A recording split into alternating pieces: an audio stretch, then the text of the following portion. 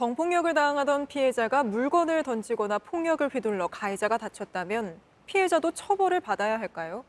성범죄에 저항하기 위한 행동이니 정당방위로 보고 처벌받지 않을 것 같지만 그렇지 않은 경우가 많았습니다. 세상에 이런 법이 강현석 기자가 세월에 따라 달랐던 성범죄 정당방위를 살펴봤습니다. 취했어. 술 한잔 했는데? 야, 얼굴 하나 죽이는데.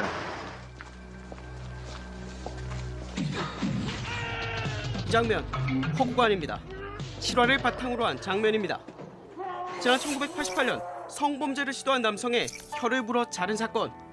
재판에 넘겨진 여성은 1심과 2심에서 유죄와 무죄로 엇갈린 판결문을 받았습니다.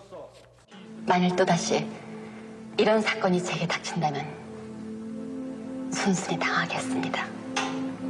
그리고 아무에게도 얘기하지 않겠습니다.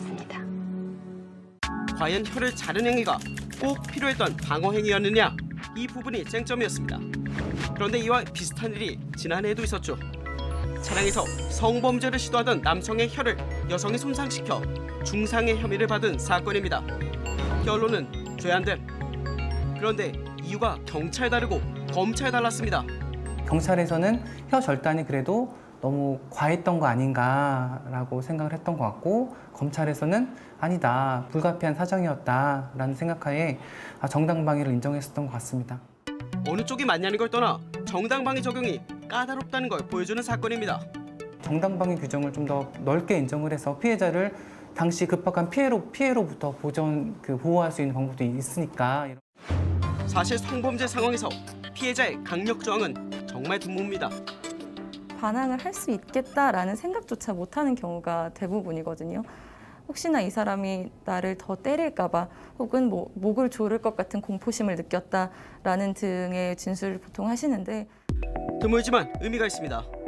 수사기관이나 법원에 성범죄와 양성평등에 대한 인식을 엿볼 수 있기 때문이죠. 지난 1964년 최말자 사건에선 당시의 사회적 인식이 노골적으로 드러납니다.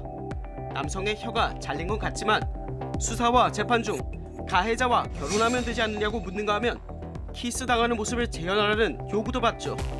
결국 최 씨는 중상해죄로 유죄가 확정됐습니다.